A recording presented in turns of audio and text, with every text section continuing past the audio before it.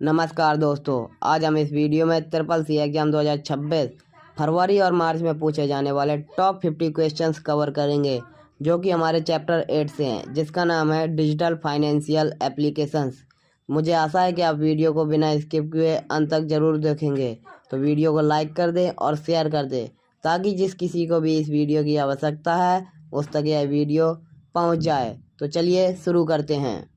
प्रश्न number 1, UPI किस प्रकार की भुगतान प्रणाली है? तो इसके ऑप्शन है ऑफलाइन, रियल टाइम, बैच या फिर मैनुअल। तो इसका राइट आंसर है ऑप्शन बी, रियल टाइम। प्रश्न नंबर 2, डिजिटल भुगतान में सेटलमेंट का अर्थ है? तो इसके ऑप्शन है भुगतान आरंभ, भुगतान समाप्त, भुगतान का अंतिम निपटान या फिर रजिस्ट्रेशन। तो आपका राइट आंसर है ऑप्शन सी। प्रश्न नंबर 3, एनपीसीआई की स्थापना कब हुई थी? तो आपके ऑप्शन है 2005 में, 2008 में, 2010 में या फिर 2015 में। तो इसका राइट आंसर है ऑप्शन बी, 2008 में। प्रश्न नंबर 4, यूपीआई लॉन्च कब हुआ? तो आपके ऑप्शन हैं 2014 में, 2015 में, 2016 में या फिर 2018 में। आपका राइट आंसर है ऑप्शन सी, यूपीआई 2016 में लॉन्च हुआ। प्रश्न नंबर 5, भीम ऐप लॉन्च हुआ था कब? तो ऑप्शंस हैं 2015 में, 2016 में, 2017 में या फिर 2018 में। इसका राइट आंसर है ऑप्शन बी, भीम ऐप 2016 में लॉन्च हुआ था। प्रश्न नंबर 6, डिजिटल भुगतान में इंटेरोपरेबिलिटी का अर्थ है? तो इसके ऑप्शंस हैं एक बैंक से दूसरे बैंक में लेन देन, केवल एक ऐप, ऑफलाइन सेवा या फिर नकद भुगतान। तो इसका राइट आंसर है ऑप्शन ए, एक बैंक से दूसरे बैंक में लेन देन। प्रश्न नंबर 7, रुपए कार्ड किस देश का है? तो आपके ऑप्शंस है यूएसए का, यूके का, इंडिया का या फिर चाइना का। इसका राइट आंसर है ऑप्शन सी, रुपए कार्ड इंडिया का है। प्रश्न नंबर 8, रुपए कार्ड किस संस्था द्वारा जारी किया जाता है? तो इसके ऑप्शन हैं आरबीआई द्वारा, एनपीसीआई द्वारा, एसबीआई द्वारा या एसईबीआई द्वारा। इसका राइट आंसर है ऑप्शन बी, रुपए कार्ड एनपीसीआई द्वारा जारी किया जाता है। प्रश्न नंबर 9, एटीएम का पूरा नाम क्या है? तो आपके ऑप्शन हैं any time money, automated teller machine, auto transfer machine या फिर ऑल टाइम मनी। तो आपका राइट आंसर है ऑप्शन बी, एटीएम का पूरा नाम है ऑटोमेटेड टेलर मशीन। प्रश्न नंबर 10, डिजिटल भुगतान में एमडीआर का अर्थ है? तो आपके ऑप्शन है money deposit rate, merchant discount rate, monthly debit rate या फिर मोबाइल डेटा रेट। तो आपका राइट आंसर है option B, merchant discount rate.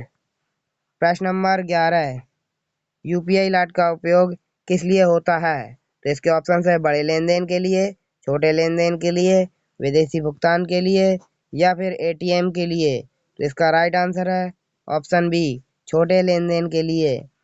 प्रश्न नंबर 12, डिजिटल भुगतान में रिफंड का अर्थ है? तो आपके ऑप्शन है भुगतान रोकना, पैसा वापस करना, शुल्क लेना या फिर नया खाता। तो इसका राइट आंसर है ऑप्शन बी, पैसा वापस करना। प्रश्न नंबर 13, साइबर सिक्योरिटी का उद्देश्य क्या है? तो आपके ऑप्शन है मनोरंजन, सुरक्षा, प्रचार या फिर बिक्री। तो आपका राइट आंसर है ऑप्शन बी, सुरक्षा। प्रश्न नंबर 14, पब्लिक वाईफाई पर भुगतान क्यों जोखिम भरा है? तो इसके ऑप्शन है तेज इंटरनेट, हैकिंग का खतरा, मुफ्त सेवा या फिर आसान लॉगिन। तो इसका राइट आंसर है ऑप्शन बी, हैकिंग का खतरा। प्रश्न नंबर 15, ओटीपी की वैधता सामान्यतः कितने समय की होती है? तो आपके ऑप्शन है 1 मिनट की, सीमित समय, 1 दिन या फिर 1 सप्ताह की। तो इसका राइट आंसर है ऑप्शन बी, ओटीपी की वैधता सीमित समय तक होती है। प्रश्न नंबर 16, यूपीआई में ऑटो पे सुविधा किस लिए होती है? तो इसके ऑप्शन है एक बार भुगतान के लिए, नियमित भुगतान के लिए, नकद के लिए या फिर रजिस्ट्रेशन के लिए। तो इसका राइट आंसर है ऑप्शन बी, नियमित भुगतान के लिए। प्रश्न नंबर 17, ई वॉलेट का उपयोग किस में नहीं होता है? तो ऑप्शन है बिल भुगतान में, टिकट बुकिंग में, एटीएम निकासी में या फिर रिचार्ज में। इसका राइट आंसर है ऑप्शन सी, ई वॉलेट का उपयोग एटीएम निकासी में नहीं होता है। प्रश्न नंबर 18, नेट बैंकिंग के लिए क्या आवश्यक है? तो आपके ऑप्शन है यूजर आईडी और पासवर्ड, पासबुक, चेक या फिर आधार कार्ड। तो इसका राइट आंसर है ऑप्शन ए, यूजर आईडी और पासवर्ड। प्रश्न नंबर 19, डिजिटल सिग्नेचर का उपयोग किस लिए होता है? तो आपके ऑप्शन है सुरक्षा के लिए, मनोरंजन के लिए, विज्ञापन के लिए या फिर प्रिंट के लिए। तो आपका राइट आंसर है ऑप्शन ए, सुरक्षा के लिए। प्रश्न नंबर 20, पेमेंट गेटवे का उपयोग कहाँ होता है? तो आपके ऑप्शन है स्कूल में, बैंक शाखा में, ई कॉमर्स वेबसाइट में या फिर एटीएम में। तो इसका राइट आंसर है option C, e commerce website में। प्रश्न नंबर 21, ई कॉमर्स का अर्थ क्या है? तो इसके ऑप्शन है इलेक्ट्रॉनिक व्यापार, नगद व्यापार, बैंकिंग या फिर एटीएम। तो आपका राइट आंसर है ऑप्शन ए, इलेक्ट्रॉनिक व्यापार ई कॉमर्स का मतलब है। प्रश्न नंबर 22, एनएफसी का पूरा नाम क्या है? तो इसके ऑप्शंस हैं near field communication, new fast card, national finance code या फिर नेट फंड कोड। तो आपका राइट आंसर है option A, near field communication. प्रश्न नंबर 23, टू फैक्टर ऑथेंटिकेशन में क्या शामिल है? तो आपके ऑप्शन है केवल password, password plus OTP, mobile या फिर ईमेल। तो इसका राइट आंसर है option B, password plus OTP. प्रश्न नंबर 24, सिम स्वैपिंग किस प्रकार का खतरा है? तो आपके ऑप्शन है बैंकिंग सेवा, साइबर धोखाधड़ी, कार्ड सेवा या फिर नेटवर्क अपग्रेड।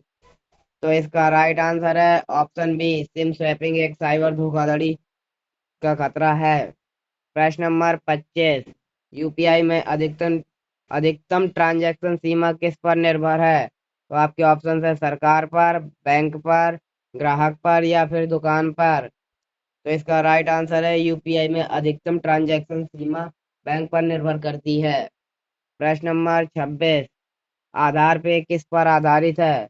तो आपके ऑप्शंस हैं ओटीपी पे, फिंगरप्रिंट पे, पिन पे या फिर पासवर्ड पे। तो इसका राइट आंसर है ऑप्शन बी, फिंगरप्रिंट। आधार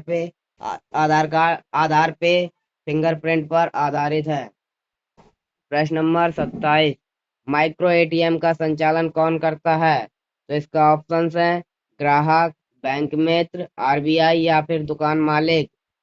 तो आपका राइट आंसर है ऑप्शन बी, बैंक मित्र माइक्रो एटीएम का संचालन करता है।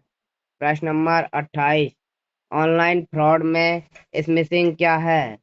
तो आपके ऑप्शंस हैं email fraud, SMS fraud, call fraud या फिर कार्ड फ्रॉड।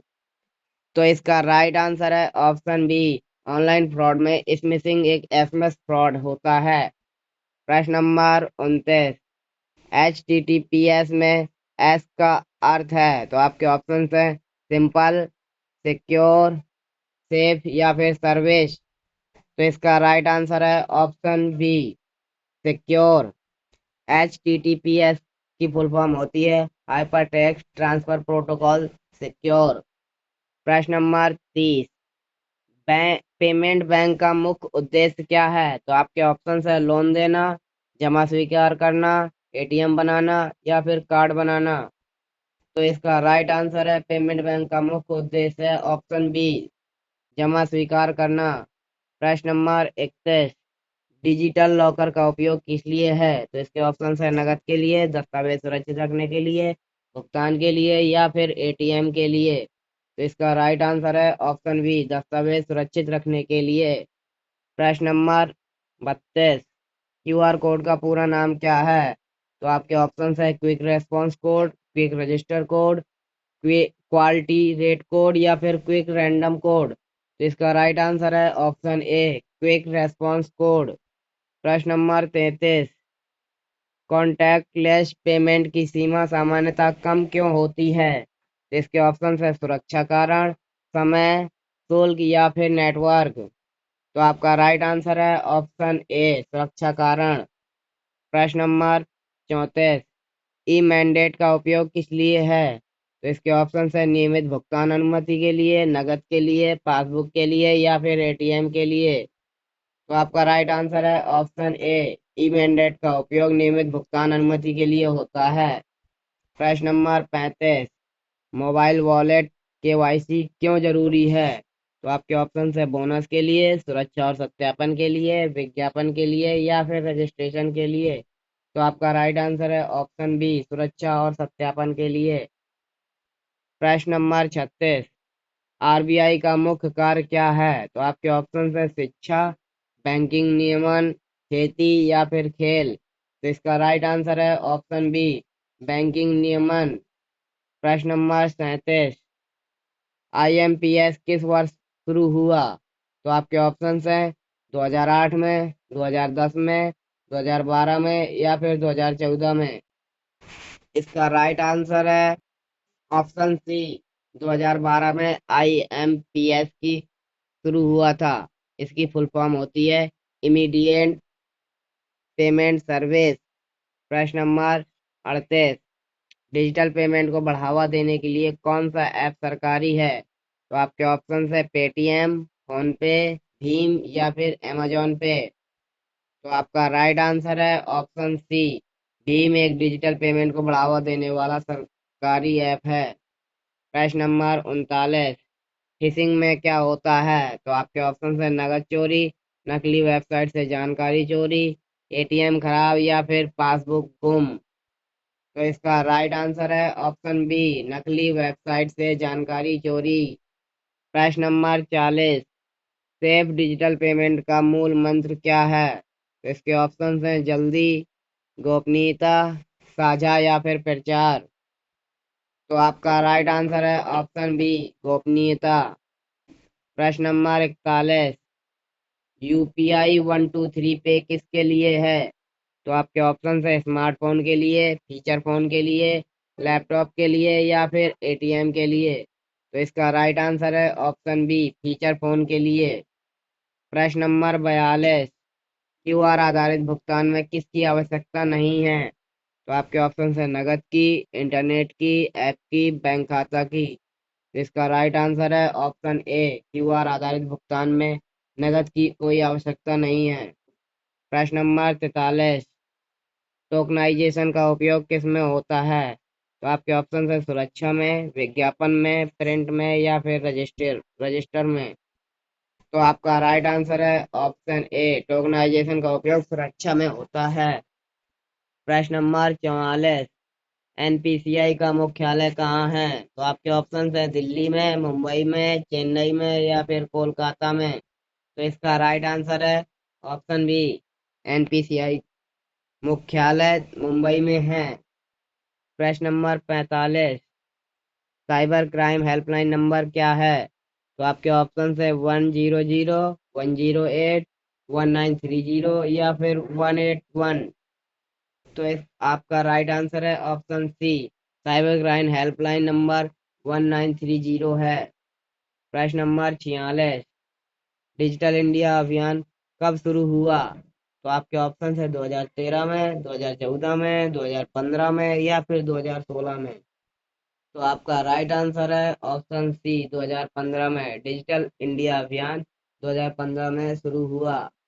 प्रश्न नंबर 47, एईपीएस में बैंक खाता किससे जुड़ा होता है? तो आपके ऑप्शन है पैन कार्ड से, आधार कार्ड से, मोबाइल नंबर से या फिर ईमेल से। तो इसका राइट आंसर है ऑप्शन बी, एईपीएस में बैंक खाता आधार कार्ड से जुड़ा होता है। प्रश्न नंबर 48, पीओएस मशीन में कार्ड स्वाइप किस लिए होता है? तो आपके ऑप्शन है बैलेंस चेक करने के लिए, भुगतान के लिए, रजिस्टर के लिए या फिर ओटीपी के लिए। तो आपका राइट आंसर है ऑप्शन बी, भुगतान के लिए। प्रश्न नंबर 49, ऑनलाइन पेमेंट में सीवीवी कहाँ लिखा होता है? तो आपके ऑप्शन है कार्ड के पीछे, एटीएम में, ऐप में या फिर पासबुक में। तो इसका राइट आंसर है ऑप्शन ए, कार्ड के पीछे। प्रश्न नंबर 50, ट्रिपल सी में डिजिटल फाइनेंशियल एप्लीकेशन क्यों जरूरी हैं? तो आपके ऑप्शन है आधुनिक बैंकिंग समझने के लिए, केवल इतिहास के लिए, हटाया जाएगा या फिर कम महत्व है। तो आपका राइट आंसर है ऑप्शन ए। आधुनिक बैंकिंग समझने के लिए